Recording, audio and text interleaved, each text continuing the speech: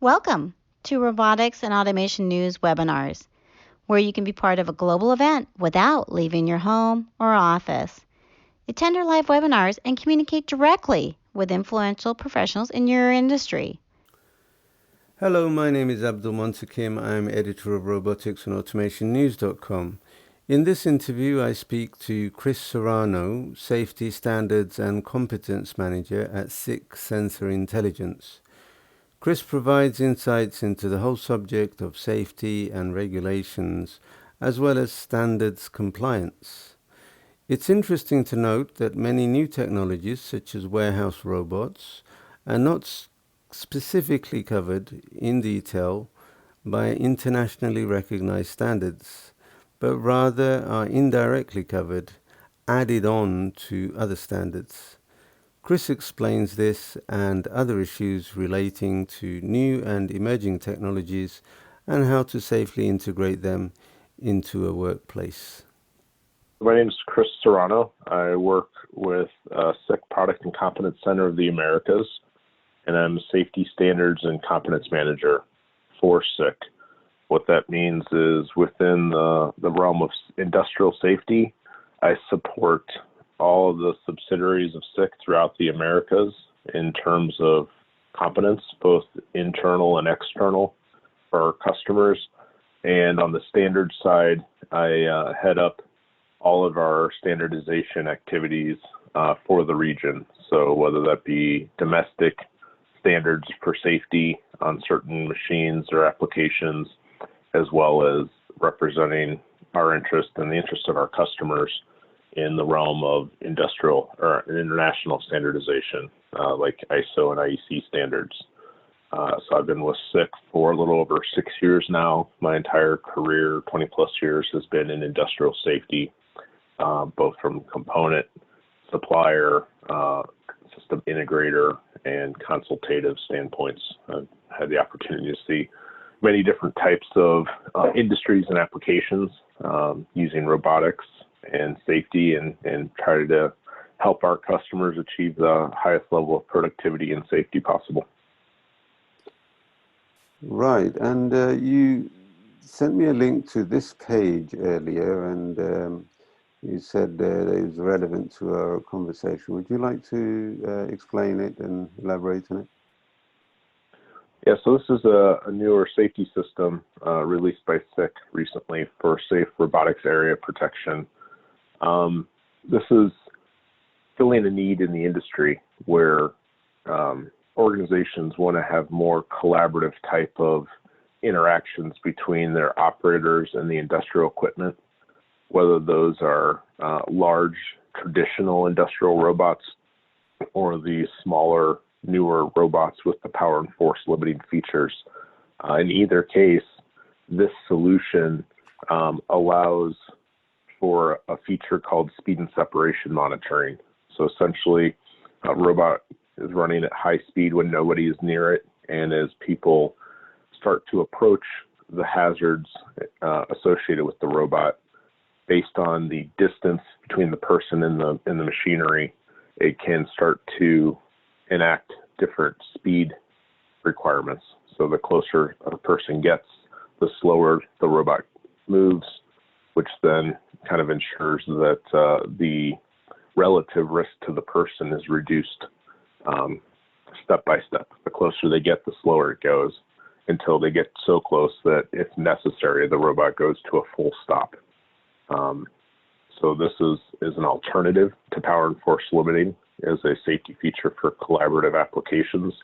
It can be used in addition to or in place of power and force limiting, but it's just a really unique solution that's pretty simplified in the fact that it's just using some safety-rated application software and some standard safety area scanners to detect where the person is relative to the robot. And in addition, what this does is there's some logic built in there that allows for automatic reset of the robot cell. Traditionally, in some interpretations of the current ISO robot standard, automatic reset seems to be very difficult. But what we've done is we've been able to enforce certain criteria, certain application requirements that we can monitor through the safety system that ensures that if a person enters into the front of the cell, that they retreat the same way they entered. It's a feature we call sequence monitoring. So essentially setting up multiple zones on approach to the robot. So imagine 4 zones, 1 through 4. As a person walks in, they penetrate zone 1, then zone 2, then zone 3. And as long as they exit in the reverse order, 3, then 2, then 1, then it allows for automatic reset of the system, technically because the robot actually never came to a stop. In some applications, if the person gets so close to the robot that it does initiate a safety stop, then it would require a manual reset. But if it's set up and configured correctly, based on the application and the interactions that people need with the robot, then that last protective zone should never be obstructed and therefore never need a manual reset, but does account for the possibility that somebody gets so close to the robot or even possibly climbs onto a work fixture or into a machine that they disappear inside the cell, then that manual reset requirement, which is necessary for whole body access, still comes into play and still meets all those necessary safety requirements. But at the end of the day, the productivity levels achieved by never forcing a full stop of the robot and not requiring the additional manual reset and restart, which is typically applied, achieves both that productivity and safety combination that we're trying to fulfill in the market. Right, and underneath the main area here, the website seems to have dynamically created a list of what it says are relevant things. So I'm guessing that these items that are listed are the components of the safety system. So you've got a protection area, which seems to have a sort of perspex or glass fence, system, and then you got what's called SBOT speed CIP, which I guess is a sensor, motion sensor of some sort, and so on. Are these relevant to what the system is? These are the hardware components required to set up this safe robotics area. Yeah, so what you see down below the hardware typically includes both the area scanner on the left and the safety interface, the logic controller on the right, from a hardware standpoint, and then the safety-related application software, which is the actual safety system, the logic that ties it all together, has been, there's different packages available for different types of robots, for KUKA robots, for universal robots, based on the interface requirements from the safety system to the logic of the robot. So as a concept, it's a general standardized concept, and then the software requirements for interfacing to different manufacturers, different robot models, and different robot makes is what makes each of those unique in the communication protocol, like SIP safety, interfacing to the robot over a network protocol to enforce and enact the different speed changes that we discussed in a safe manner. Right. And there seems to be a couple of videos. Let's see if we can play one of these videos.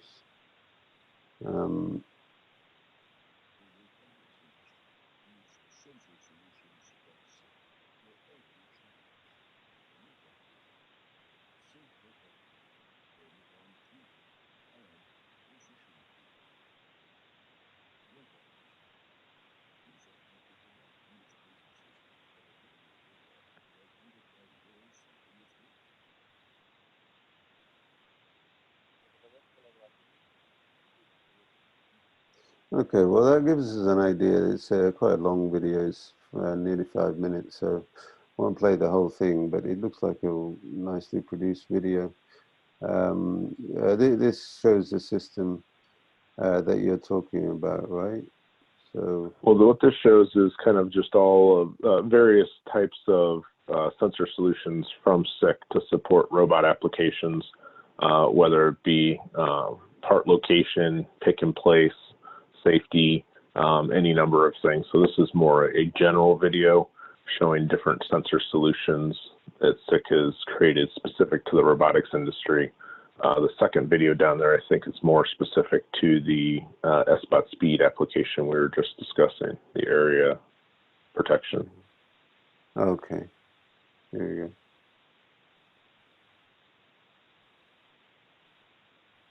go. Doesn't look like this one's narrated. It's probably got video, music all the way through it.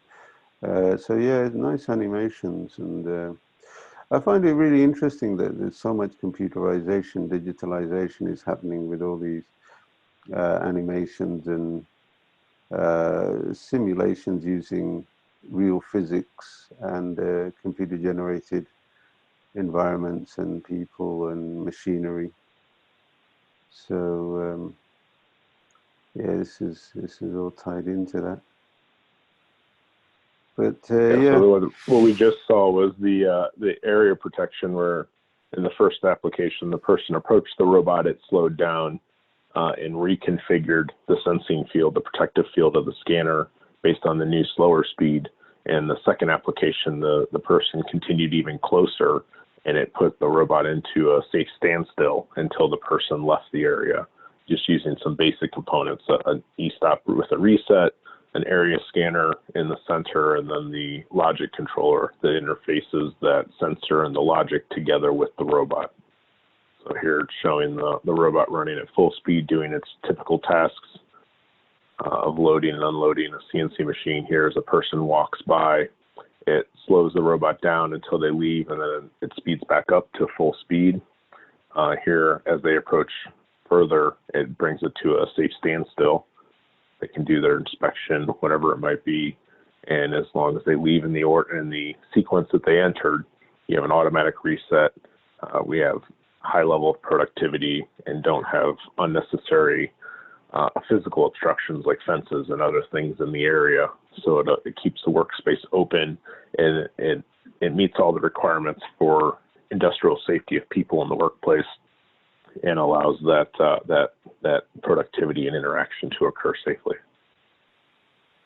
Yeah, I didn't really appreciate, or when you first start learning a subject. I've been doing this for a couple of years now. The robotics and automationnews.com, our website, and I didn't really concentrate or pay much attention to the issue of safety before, but obviously it's a huge issue, and it's something that SICK has a long history in, as far as I understand. I'll show you a report that we produced in collaboration with your colleagues in a minute.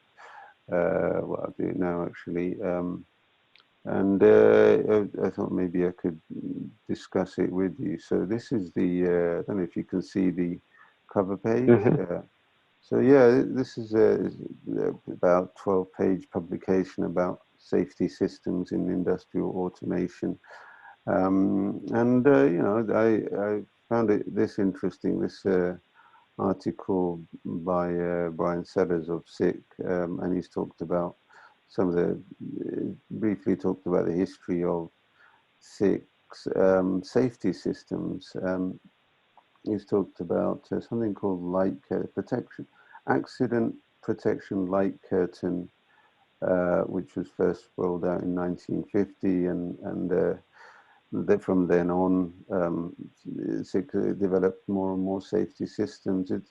It's quite a large part of SICK's business, isn't it? And the safety aspect of it. You do produce, the company, as far as I know, produces sensors of various types for various things.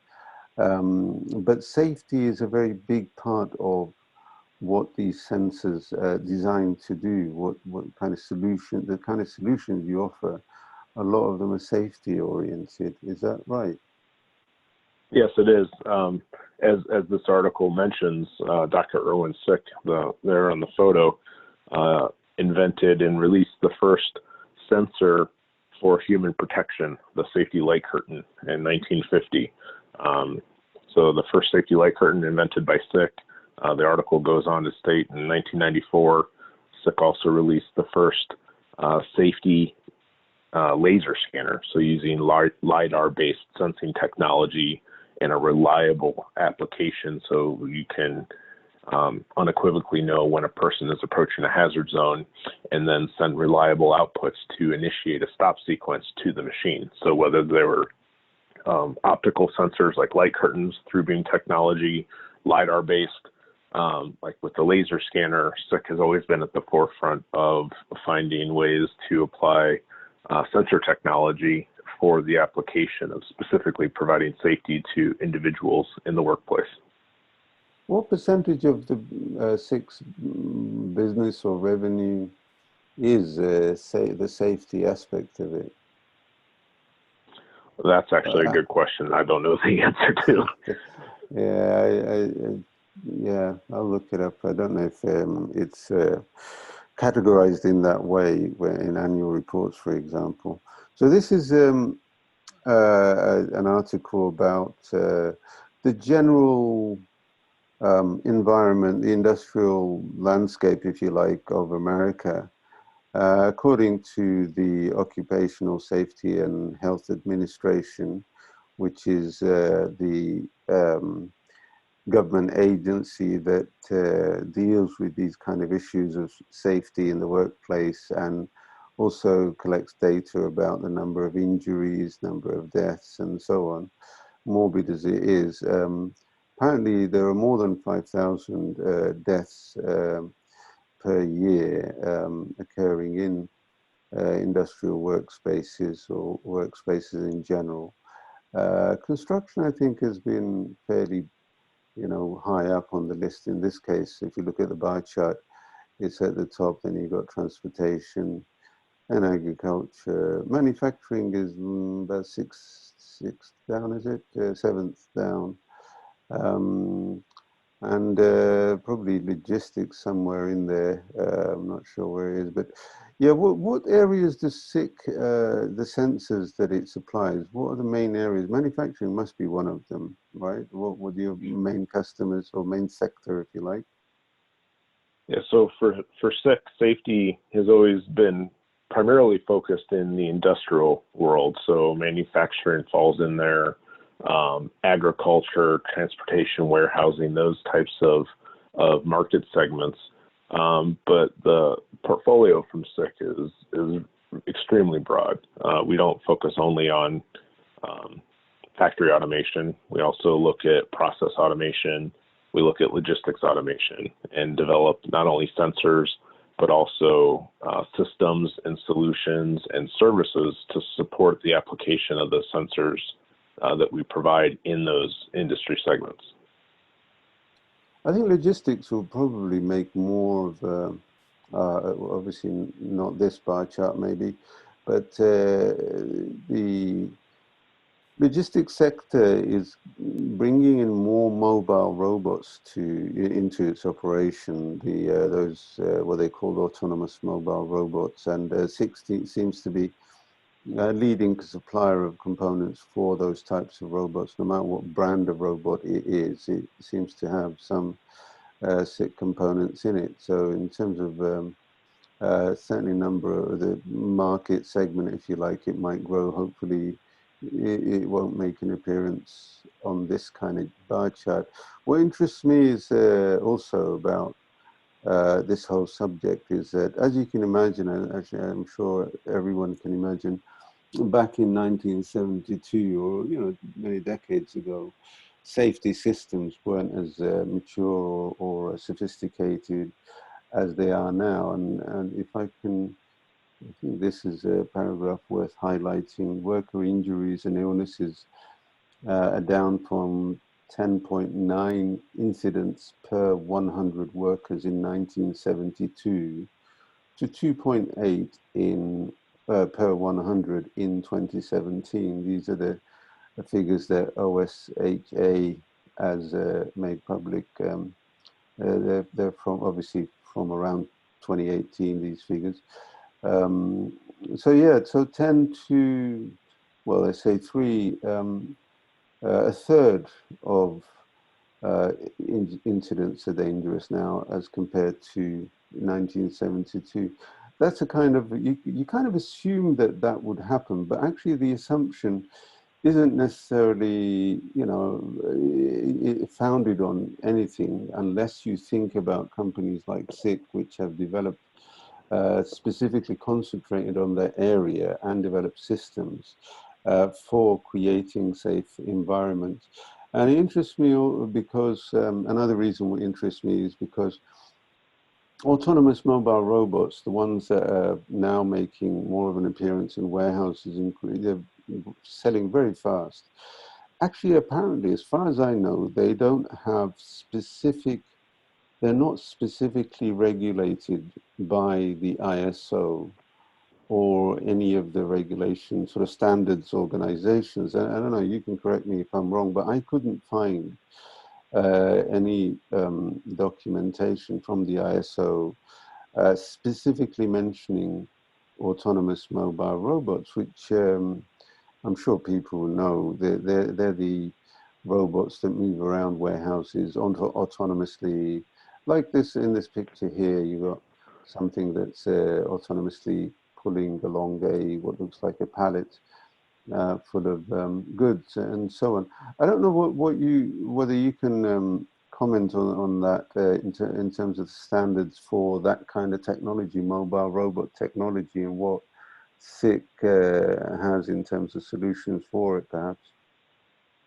Yeah, so you mentioned SICK's involvement in the mobile platform marketplace with our LiDAR technology, our laser scanners, whether safety rated or not, is a leader in that sensor field.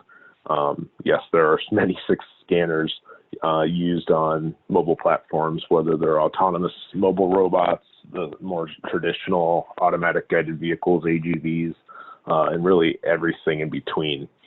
To your point, there really has not been a lot of focus as of yet in standardization on autonomous mobile robots, partly because they're so new. It's really kind of cutting edge or bleeding edge technology that we're starting to see deployed not only broadly throughout commerce, but especially specifically within industry. And when we start talking about industrial settings, especially with such a long history of standardization and guidance and regulation on efforts to reduce those fatal accidents and the data you just shared, we see more focus on ensuring that this newer, broader technology is being addressed from a safety standpoint. So internationally, there is an ISO standard that was just published a few months ago. It's ISO 3691 Part 4, which has always addressed industrial trucks. Industrial trucks traditionally were AGVs, AGCs, automated guided vehicles and carts. With the new edition, the one that was just published, right before it went to publish, they added autonomous mobile robots to the scope of the document. Could you mention those ISO document numbers again? I can Google them. 3691-4. 3691-4. 3691-4. Industrial trucks. Is this it? Yeah, that's it. So right there in the second paragraph, you can see examples of driverless industrial trucks can be known as AGVs, AMRs, bots, AGCs, tunnel tuggers, undercarts, etc. So they've actually added AMR, the autonomous mobile robot concept, to the scope of the document. When did they add this? Do you know when they added this? Well, the standard was just published a few months ago, okay. And that language was added just before it was published. So you can, in a general sense, there is a standard that mentions it and that is out and in use in the ISO realm. That standard has not been harmonized in Europe, meaning that it cannot be used for presumption of conformity to the essential health and safety requirements of the machinery directive, allowing a supplier of an industrial truck to CE mark to this standard. but it's out there. It's actually going to begin a new revision soon with the you know what the number, goal. remember what the number is of that one, or the reference for that one is, the standard that you're talking about? Or is it this same? I'm talking, it's the same one. Okay. In the current structure of standardization, typically standards are released as an international standard, whether under ISO or IEC, and then within Europe, it has to go undergo an additional review by a Haas consultant that will determine whether that standard does or does not meet the essential health and safety requirements of the machinery directive. So this standard that was just published underwent that review and unfortunately didn't pass that bar, that litmus test, to also be a harmonized standard in Europe. But there's effort undergoing now to begin a revision of the standard immediately, with the effort so that the next edition can become harmonized in Europe.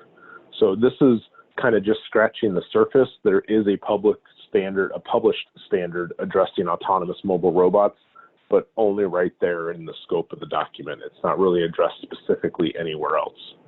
Converse to that, in the United States, we have an organization called the Robotic Industries Association. The RIA is a standards developing organization authorized under ANSI, the American National Standards Institute. And there's a standard that's in ballot right now. It's called R15.08 Part 1, which is specifically addressing R15.08-1, Part 1.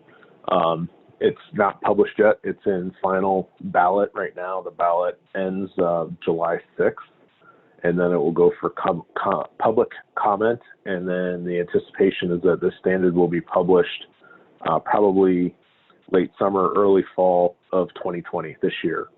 This standard is specifically addressing safety requirements for industrial mobile robots.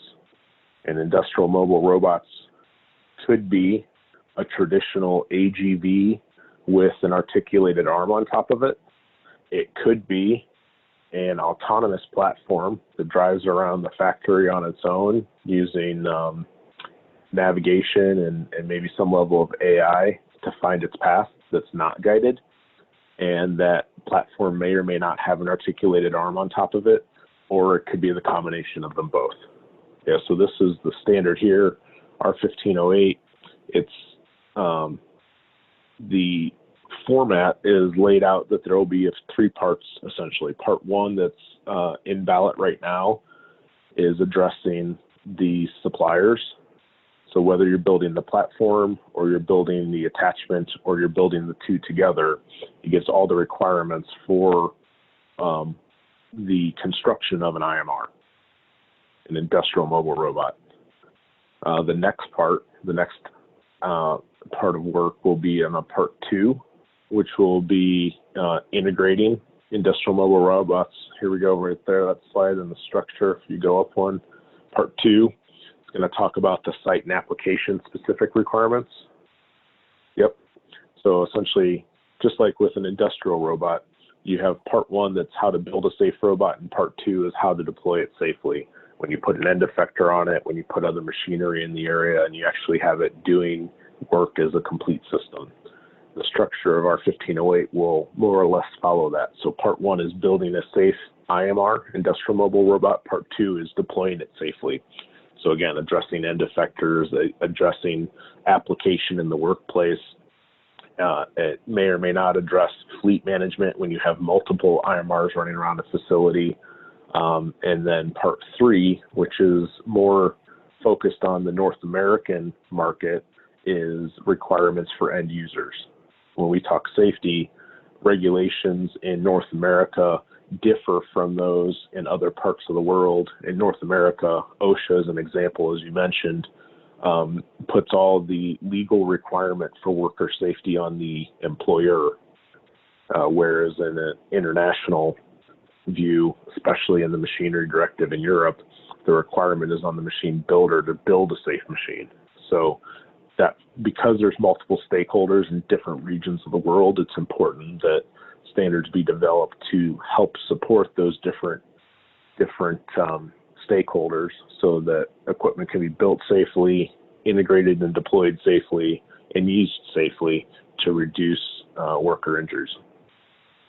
I really appreciate that. It kind of covers my next question, answers my next question, which would have been, how does, as I was saying, SICK components in themselves might have safety standards or be consistent with existing safety standards, but the machines they're used in the case of autonomous mobile robots or industrial mobile robots, as you seem to call them now, they themselves are not really covered specifically in any sort of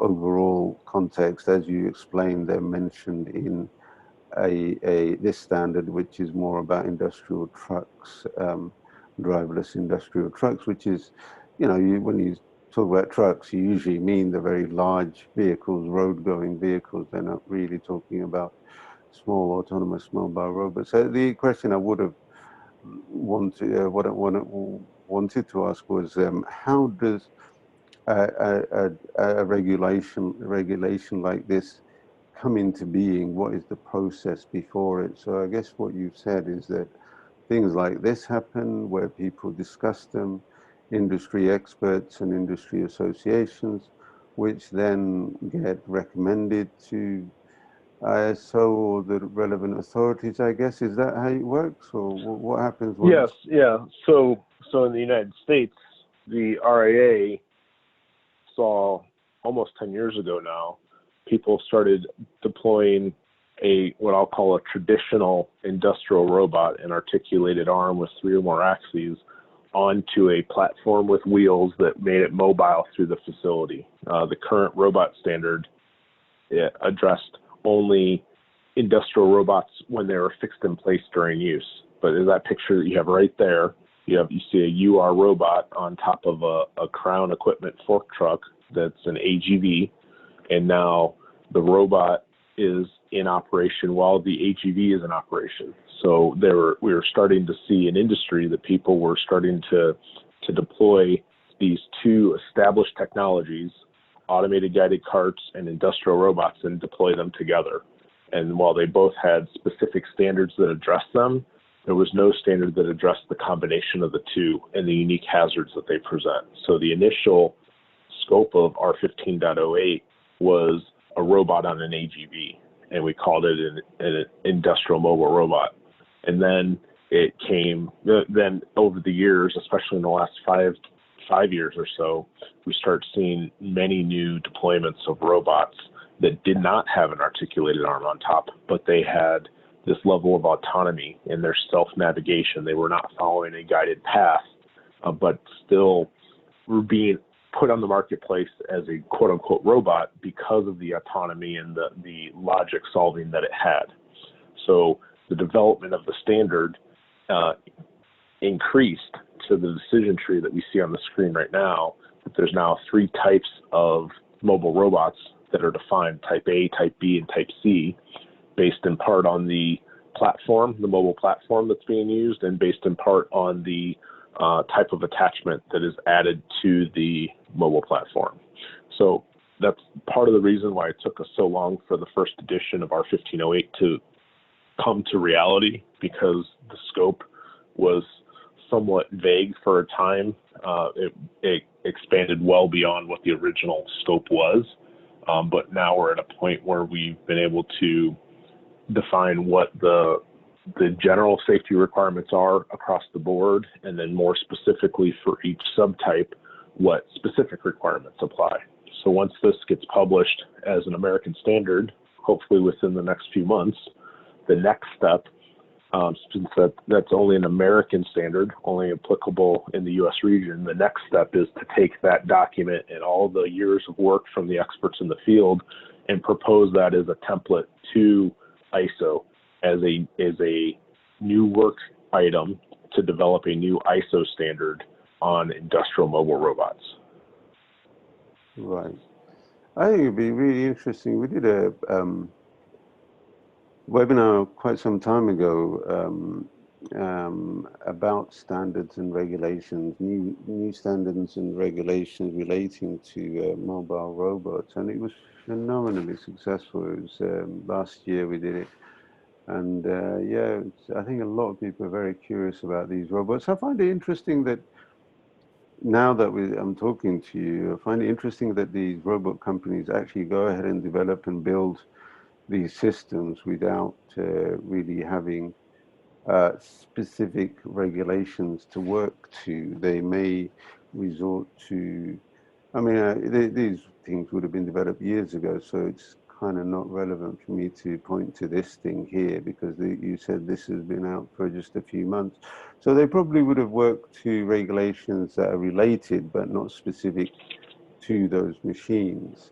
Yeah. Right. So in standardization, there especially internationally, there's a tiered or stratified approach to standards. There's Type A standard, which is like ISO 12100, the general requirements for industrial worker safety and the concept of risk assessment, and you apply that standard across the board, 12100. Below that, then you have what we call B-type standards. They address either different safety aspects or safety components. So, for instance, how to apply an area scanner or how to build and test an area scanner is a B-type standard, irregardless of where it's applied. And then beyond that, we have what are called C-type standards. So they're machine-specific standards. So, for instance, in the robot world, there's a C-type standard, ISO 10218, Part 1 and Part 2, and it references the A-type standard, how to do risk assessment. Right where your cursor is, you see how it's used with Type B and Type C standards exactly.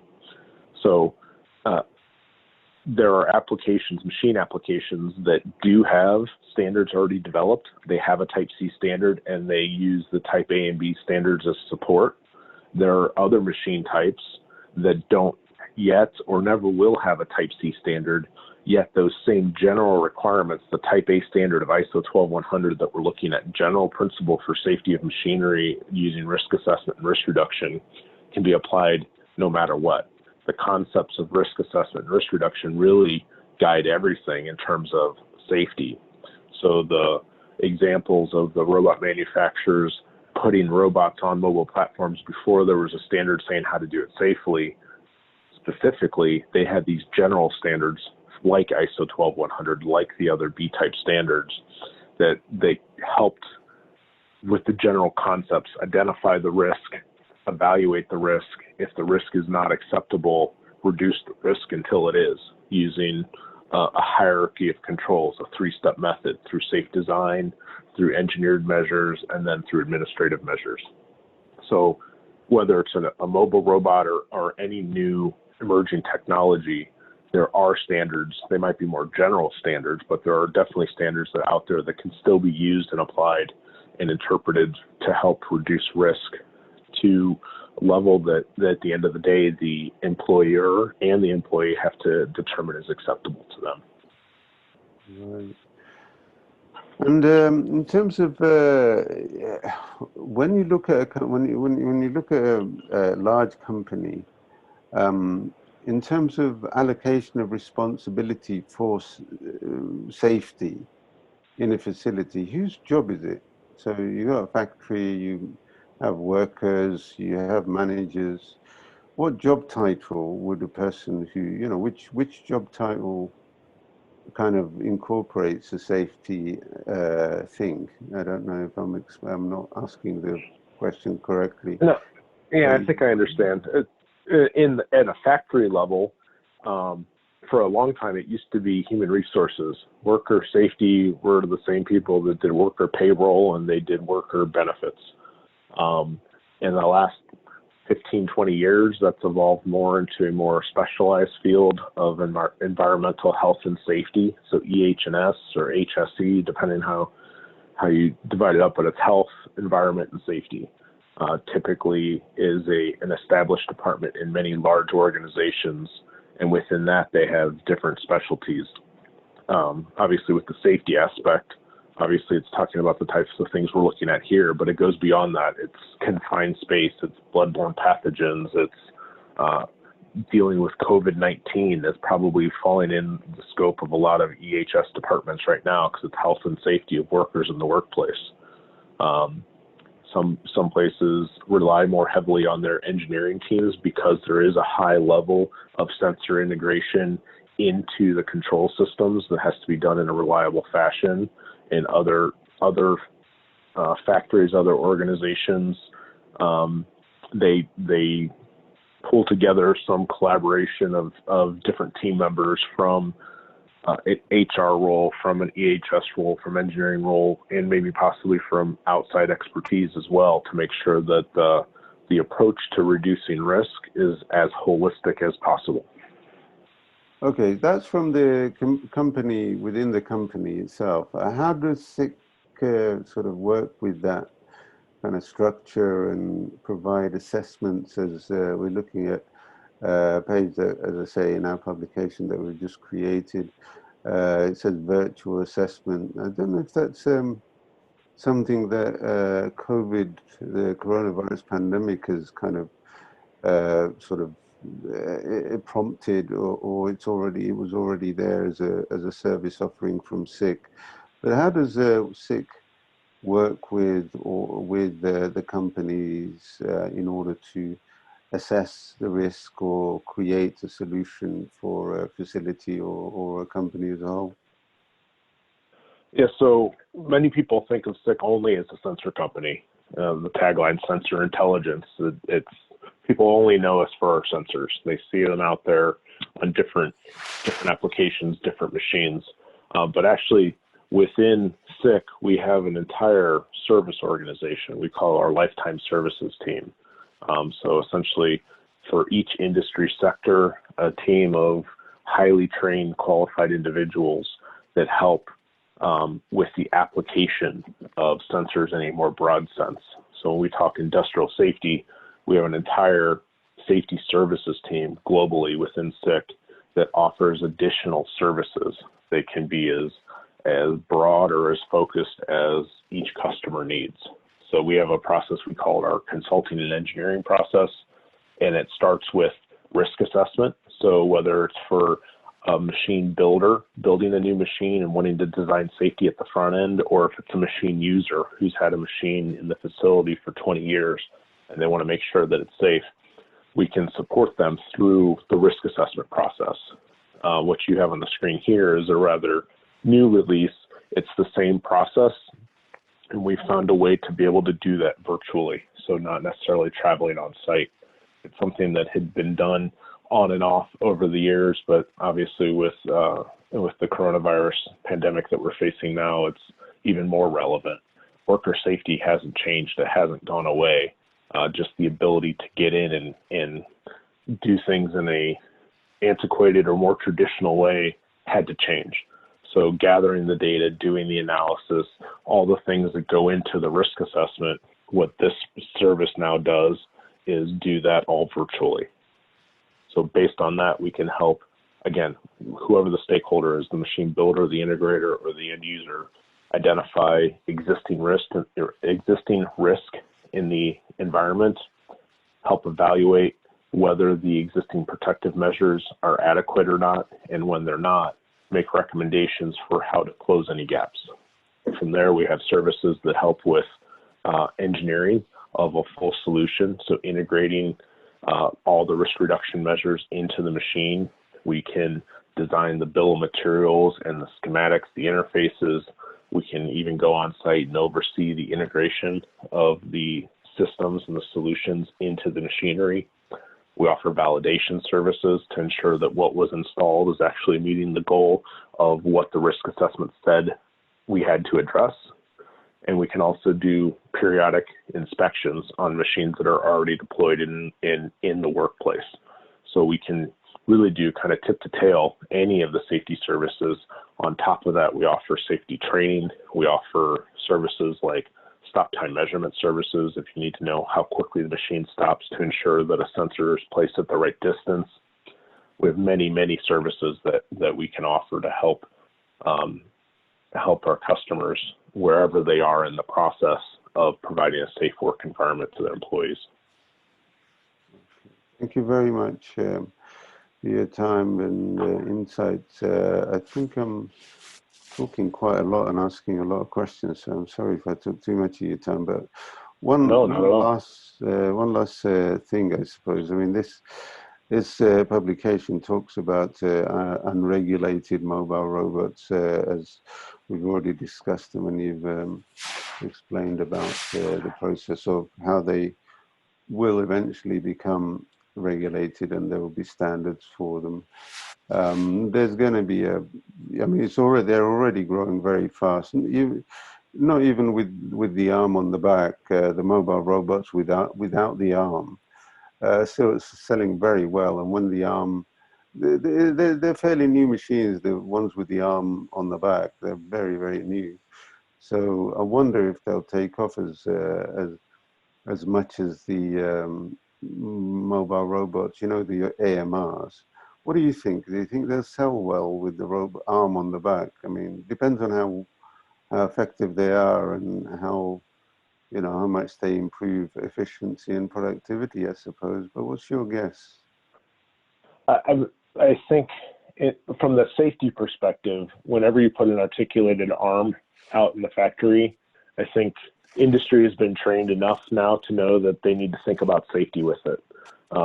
And until we had standardization that talked about how to safely deploy those, I did see some hesitation in the market to adopt not only a robot, but one that could drive around the facility on its own. Just that concept to some people was scary. And so all the safety concerns around it were one of the barriers to adoption. I think with the new standard that's about to be published, the R15.08, that's going to help put a lot of that doubt at ease.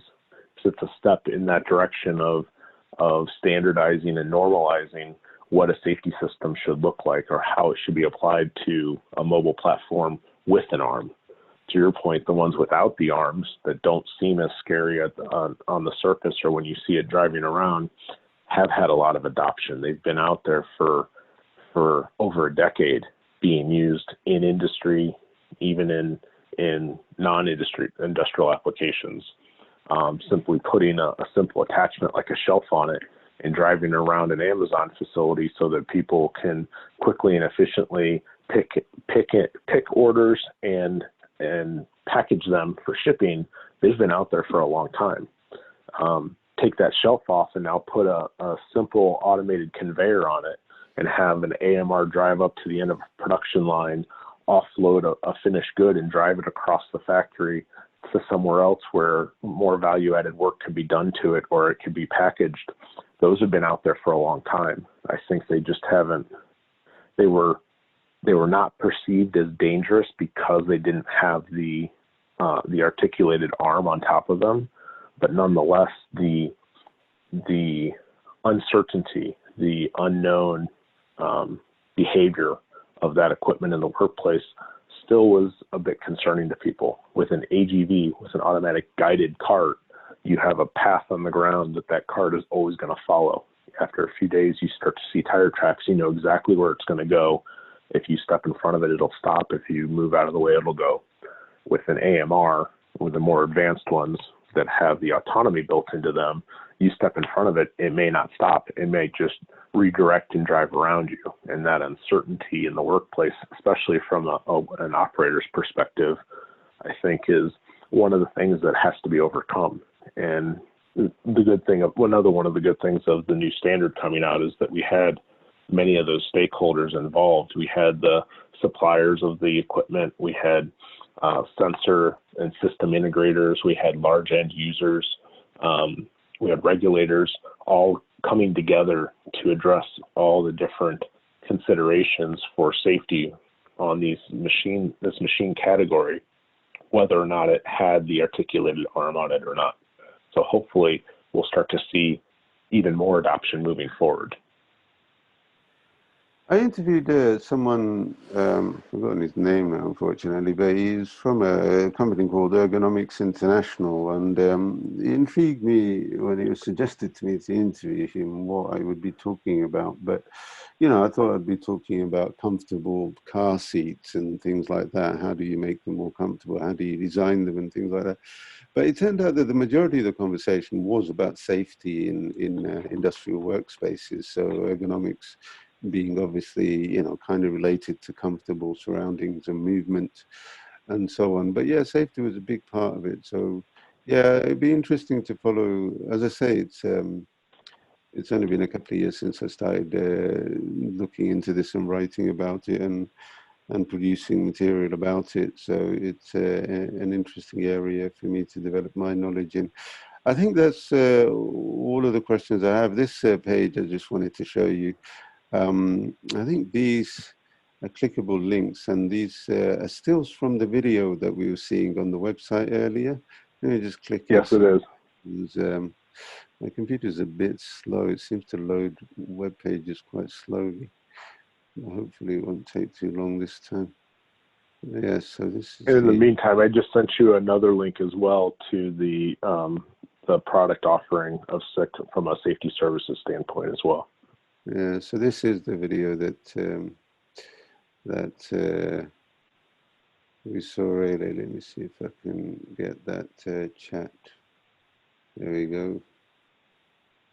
That's the link that you sent. So I realize it was a little late, but this is just a brochure of all the safety services that SICK offers throughout the life cycle of the machine. Okay. Yeah, it'd be good to go through, and maybe we could do a webinar with you where you talk about. I found it interesting, the whole process of creating regulations built on, machine builders' developments themselves. So it's kind of like, needs-based or requirements-based. Machine builders build machines that are useful and relevant in particular settings, and then the standards come afterwards. But that's fraught with a little bit of risk, isn't it? If the machine builders get it wrong, and they haven't got any regulations to work to, if you know what I mean. So yeah, and the first edition is always the hardest because you're paving new ground. Once you get past the first edition of a standard, it gets easier. You learn, you have best practices, you realize what did and didn't work in industry, where technology is going, what's feasible, what's viable, what's effective. And the next edition is always faster, easier, and better. But you got to start somewhere. So as you're scrolling through this, you see on the left side with the chevrons, that's what we call at SICK the 6 steps to a safe machine. Just the overall process to deploying and maintaining equipment safely in the workplace. I just sent you another chat link actually, which is an entire guide that we offer. That's just the competence, the knowledge behind the 6 steps. The one we're looking at right now is specific to the services that SICK offers to support our customers through that process. This last link I just sent you is the process itself, which is a little bit less of a sales approach to it, but just knowledge and understanding of standardization, of risk assessment, of risk reduction, regardless of what the machine type is. Is this the link? Is this the right document? Oh, yeah. Okay. It goes into some of the regional requirements by country. We have requirements in Europe, in Asia. But it kind of just goes through that 6-step process, what we call the 6-step process, which coincides nicely with that previous page we were just looking at, which are the services, the safety services SICK offers to support through each of these steps. Right. I'm just looking for the CET in Europe. The standards, the C, who awards the CE mark? If you scroll up a couple more pages, A little bit more. Right here, this one with that graph. Yeah, that's the process of CE marking according to the machinery directive. And many machine builders put their mark on themselves. I see. Okay. All right. You can have a third party do the evaluation. You can do the evaluation yourself, depending which of those paths you follow.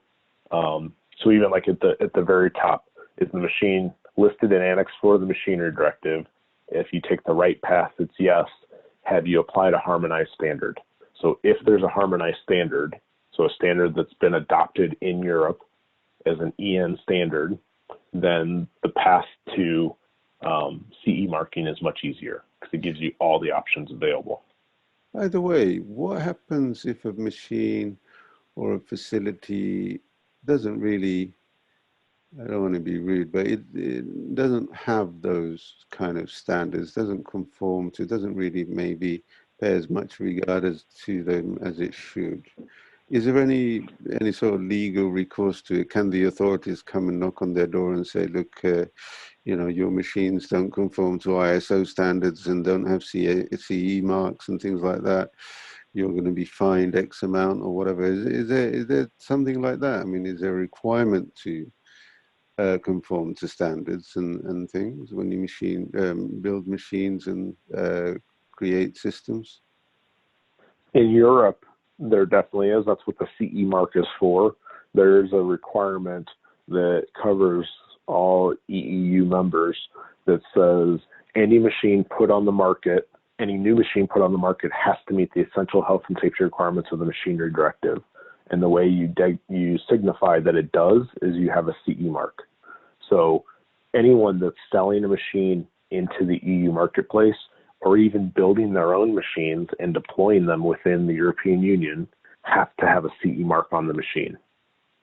Outside of the EU, there's very few regions that have those types of requirements that the machine itself has to be built to a minimum requirement.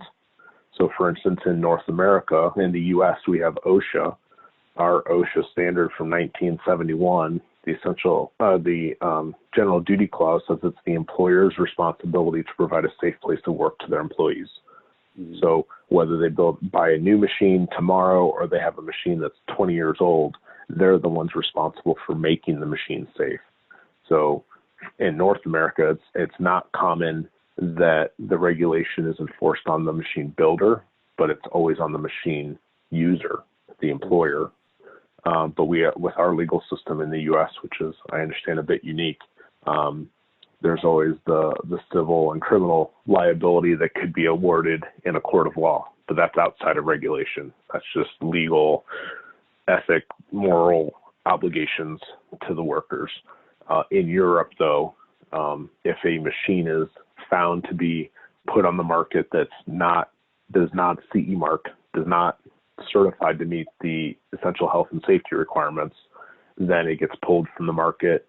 It gets put on essentially on a blacklist, and there's some additional legal recourse that has to occur. That's regardless of whether it's led to any sort of accident or not. It's just correct. The law says you cannot put a machine on the market unless it meets these requirements, and you identify it has the requirements because it has a CE mark on it. Mm-hmm. So whether somebody gets hurt or not, you broke the law. Mm-hmm. Okay. And if somebody gets hurt, then the awareness and the recourse is probably swifter and larger. All right. Well, Chris, it's been really interesting talking to you. Thank you very much, Chris, for your time and your insights. Yeah, my pleasure. I enjoyed it. Send us an email at sales@roboticsandautomationnews.com to register for one of our many upcoming webinars. And if you'd like us to host your webinar, we have a range of options, including long-term lead generation packages and marketing campaigns. We look forward to hearing from you soon.